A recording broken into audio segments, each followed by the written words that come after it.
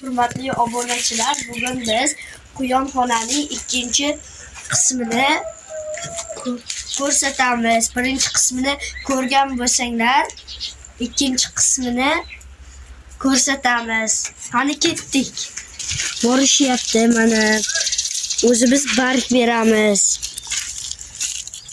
Mana oldinlar ko'rsatgan birinchi qismida quyonlarimiz hozir katta. Bu onalarimidi? Yo'q, mana onalar ikkita. Ben bitta onasi, keyin mana yerda bitta onasi bor. Shu ikkita onadan hammasi tarqagan. Bunisi erkagi. Qani urg'ochisi qani? Mana Urg'ochisi. urg'ochi. Ayolida. Mana ikkalasi. Ha. Erkagi mana bu. Qizlari bu ham buni olib kelgan. Bozorda.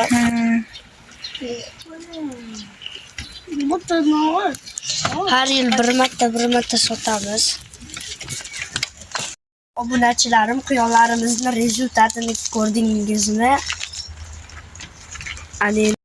Quyonxonani videosi tugagandan so'ng o'zimni bog'imga boraman.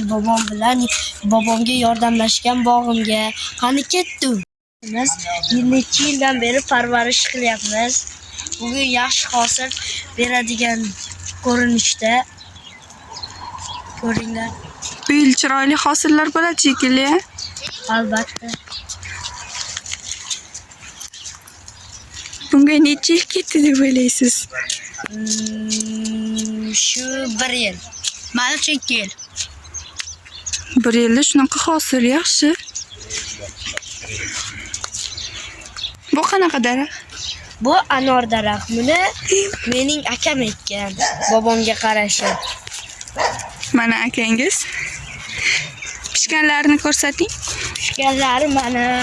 Endi buncha ko'p yaxshi zo'r hosil bergan, keyin mana yerda ham bor. Bular hali pishmagan, endi pishyapti. Hosillari yaxshi bo'lsa kerak. Ikkinchi hosil, lekin bular qip-qizil bo'lib, yaxshi hosil berishgan. Yaxshi. Sizga atalgan video tamom bo'ldi. Bu video yoqqan bo'lsa, like va obuna bosib qo'ying. E'tiboringiz uchun rahmat. Hayır.